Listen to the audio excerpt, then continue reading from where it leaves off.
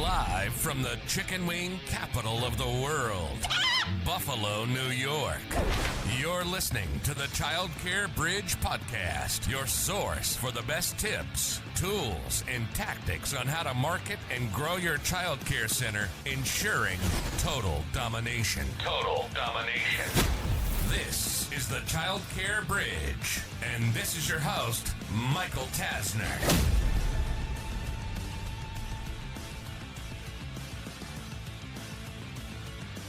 Hey there, and welcome to this week's episode of the Childcare Bridge. Today's topic is how you can leverage and partner with some of the local businesses that are in your area. Now, I've talked in the past a lot about Dream 100 partnerships. And in that case, that is something a little bit different from what we're going to talk about today. So those relationships are you partnering with a gymnasium, a dance studio, a gymnastics studio, martial arts, dojo, people that are selling to your same audience, so marketing to parents and serving kids.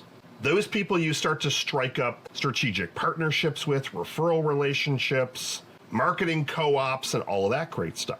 Today, I want to talk about a trend that we have a lot of our centers seeing great success with, and that is by taking a look at where your centers are located, putting it on the map, and then looking at all of the businesses that are within X miles. Now, X miles for all the centers can be very, very different. If you're in downtown New York City, you might be looking at 1/4 of a mile. If you're in some rural area in Wisconsin or Illinois or Idaho, any state that has a lot of country or farmland, you might say, well, Michael, we market 20 miles. And people start to drive in from 20 miles. So you have to look at the radius that makes sense. Now, here is where this whole radius thing can take a couple of different turns. What we're looking for, in particular, businesses that either on the way to their work, so they're going to pass your center and then they're going to wind up at the office, or businesses that are on the way very, very close to their office. So you might be a half a mile, like really close. So it's not only on the way, but you're very close. Like it's almost one of those like a stone's throw. So typically a couple of minutes. Now, here's why we like the latter. The latter, you can start to change up the way that you're marketing and the way that you're going to take this approach. So what we're going to do is we're going to make a list of all the businesses that are very close to your center. Now, all of the businesses, that term can be a little bit loose. So I have to give you a couple of variations to this strategy that we've deployed. Now, at the highest of level, this strategy is about finding businesses that, again, that are on the way to their office, or businesses that they're close. They're really, really close to where you're located. And we're going to put together some marketing materials, and we're going to approach these businesses and say something like this. We're located 3 minutes from your grocery store. I know that you employ hundreds of people, and at any given time, you might have 100 people at your particular store. Could we look at doing some kind of partnership to be the preferred local provider of daycare for your team? And in return, we can offer rates to your company that you can then pass on the savings. So we're not going to make those rates publicly available to anyone else, but we're going to offer them to you so you can make this an incentive to your staff. Now hang with me because we're going to go in a couple of different twists and turns, and I'm going to give you the feedback that we're getting and which relationships and which proposals make the most sense. So that's the one that we typically will start with. We'll say, we know you're close. Could we put together something for you and offer a discount? Now, what we like about discount is if you put yourself in the HR person's shoes, their job is to attract good team members and retain good team members. If they can put it as part of the offer that you get a discount on childcare, and oh, by the way, the location is only 3 minutes away, so you can go visit with your son or daughter on your lunch break, You can go watch them at the playground for a few minutes. That ends up being an added benefit to the package. Now, the other way that we phrase things and that we've started to negotiate, but this one is a lot more tricky, is that some of these companies want to subsidize and or pay for the care altogether. Now, some of them might just pay for certain team members, or they might even say, well, we love that you're local and we love supporting local. We love that you're close. I mean, you're literally right around the corner from us. And I love the fact that you're willing to give us a discount so that we can advertise that. But what if we were to make it 50% less? And for simplicity, let's use $1,000 a month. Your tuition could be lower, could be higher. 1,000 is just that round number that I love using. $250 a week. And you might be coming at them saying, we're willing to do it for $900. And our hope is that you're able to send, 30, 40, 50 people so that we have kind of economies of scale. Now, I'm not a big fan of discounting at all. If you listen to other podcasts, I have specific episodes that tell you your prices are too low. So I don't love this discounting option. So I might have my tuition at 1,000 and I might say, well, we have varying tuition, but we're going to work in a discount for you. And it might be a superficial discount, or I'll try and do something above and beyond. But I really do not like discounting. But where we have started to really see success is when we are able to form a partnership with the company and they see it as a benefit. Well, great. What if we were to cover a portion? Why would they do that? Aren't they going to want a discount from me? Well, they're again looking to attract and retain better people. So what if your tuition's 1,000, but they say the discount isn't really fair to you? We're going to cover $300 a month. Every team member that wants care will get $300 towards care. And they can use that for part-time, whatever they want to do. As long as they enroll in your center, we'll give them $300 a month.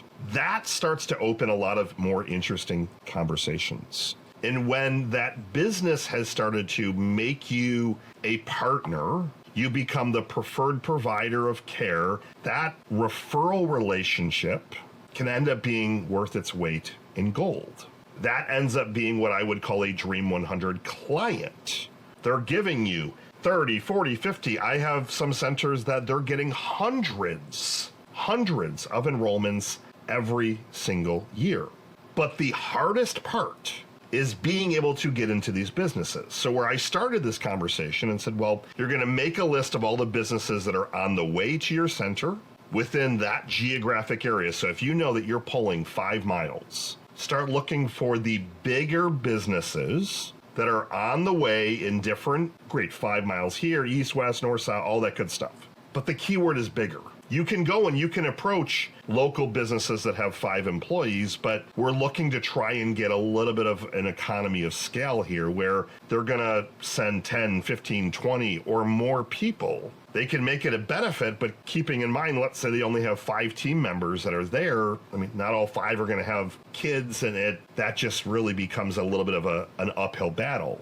Now, the other piece to this is that the ones that tend to be the hardest to get into are publicly traded companies. It's not an easy sell. So a lot of you might say, well, great, I'm in a bigger city and we've got Disney, for example. I've got a center right near Disney. Well, I haven't done the research, but I'm sure Disney probably has their own daycares and things like that they already have for their staff. I would be shocked if they don't. But if they don't, you could aim to get in there, but businesses like that, they're not an easy pitch. But if you take the approach of the long game and you continue to market to try and get those relationships, as one of them starts to fall and more of them fall, and you can demonstrate that you've got great care, you're making it convenient, you can start to have very specific classrooms for these team and start to think about it. What if there's a specific classroom so one of the big grocery stores locally is Wegmans.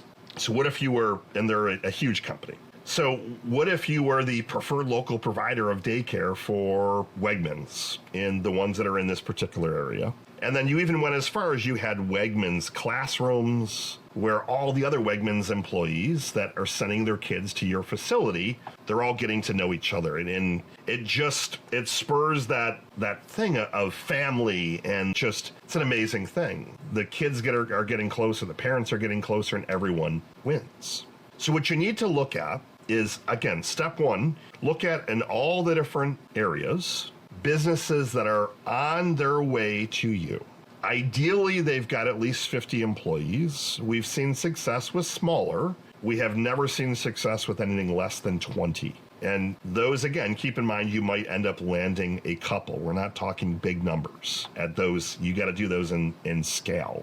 Like maybe there's 100 smaller businesses.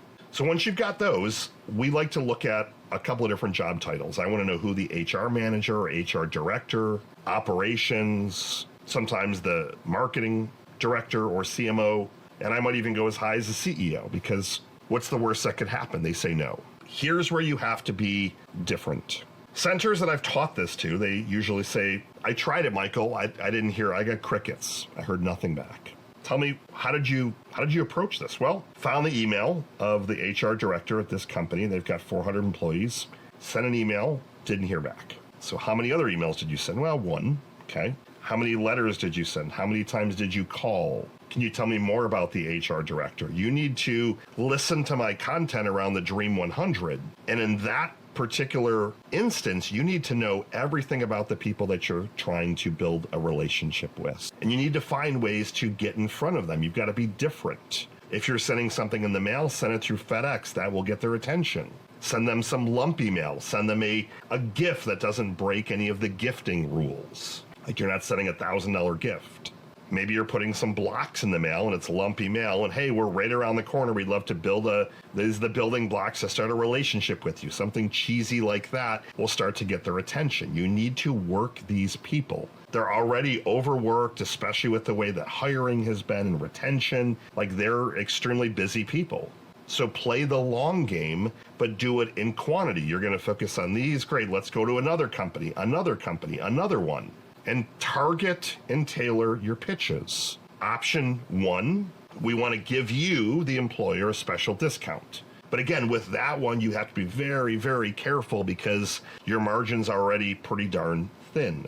Option two is just saying, is there some fun ways for us to partner and make this an added benefit? How could we make it, and you might even ask them the question, how could we make it more attractive to you, your organization, and your team? Well, if you could have a bus that brings the kids right to our location, and then the parents get them from there, they can save the 5 minutes to get to your center.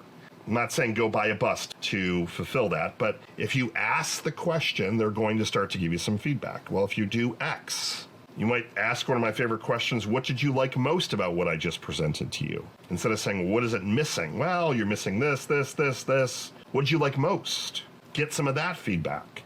But if you're able to land a couple of corporations, a couple of bigger businesses, and the ones I love that we've seen the most success with are privately held businesses that have typically between 50 and 250 employees.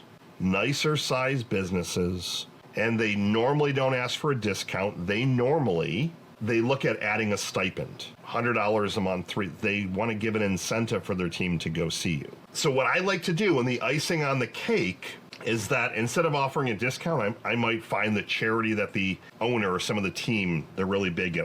If they're doing a particular charity every year, we're going to sponsor that. We're going to make a large donation. They're not looking typically for discounts. They're looking for value add to their team. They're looking for things that can help them stand out. They're looking for things that'll make their team happier. Happier parents that are more relaxed, knowing their kids are close, make for a much better team member. Get out there, test this strategy. I promise you it works. Michael Tasner signing off. Good morning, good afternoon, and good night. I'll see you next week.